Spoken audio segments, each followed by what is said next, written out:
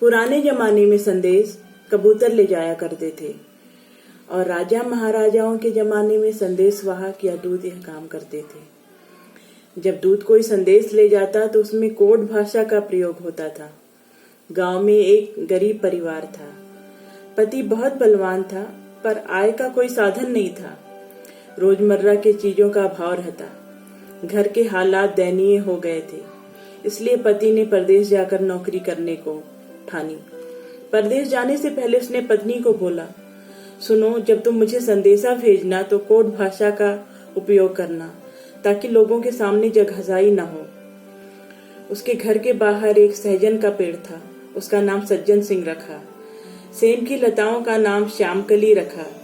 घर में एक बड़ा लोटा था जो बाल्टी और लोटा दोनों के लिए उपयोग में लाया जाता था। उसे उसने करमुल्लाह नाम दिया। एक सूप था जिसे वो लोग सुपनखा बुलाते थे और परदेश के लिए रवाना हो गया। पत्नी ने भी भारी मन से उसे परदेश के लिए विदा कर दिया। परदेश में एक राजा के राज्य में उसे नौकरी मिल गई।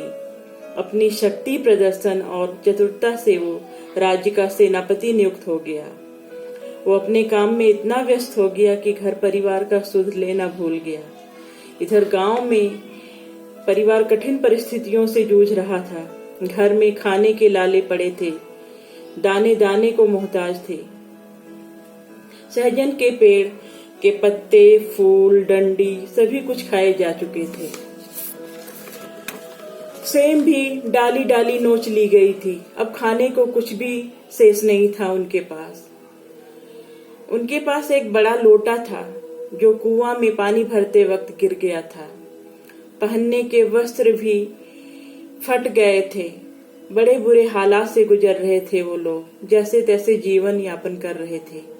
सेनापति काम की व्यस्तता के कारण घर परिवार और उनकी जरूरतों को भूल चुके थे। एक दिन पत्नी ने पति को दूत के हाथों संदेशा भेजा।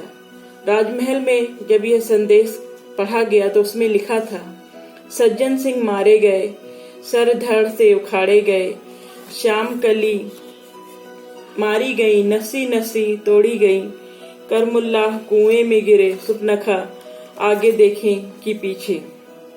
राजा ने पूछा, सेनापति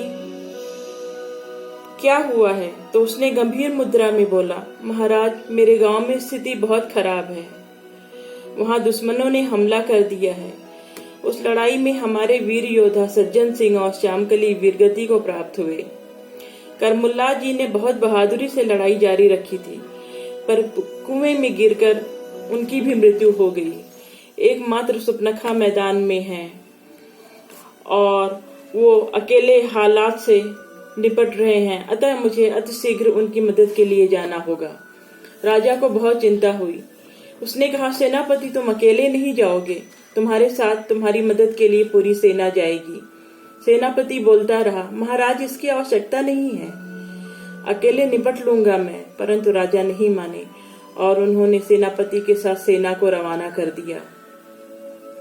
गांव के नजदीक पहुंचकर सेनापति ने सैनिकों को बोला, तुम लोग यहाँ रुको, मैं स्थिति का जायजा लेकर आता हूँ। दुश्मन पर हमला करने से पहले उसकी ताकत का अंदाजा लगाना जरूरी होता है। सेना को वहीं विश्राम करने को बोल सेनापति शीघ्र घर पहुंचे और जरूरत की सारी सामग्री खरीदकर घर दे आए। घर में सारा सामान पहुंचाकर वो तुरंत सेना के पास वापस पहुंच आए। वहां आकर बोले, मेरे पहुंचने से पहले स्थिति काबू में आ चुकी थी। सुपनखा ने उन्हें परास्त कर दिया। अब सब कुछ ठीक हो गया है, अतः आप लोग राज्य की ओर प्रस्थान करें। राजा को मेरा प्रणाम बोलिएगा और ये कहना कि 2-4 दिन घर में बिताकर मैं पुनः सेवा में उपस्थित हो जाऊंगा।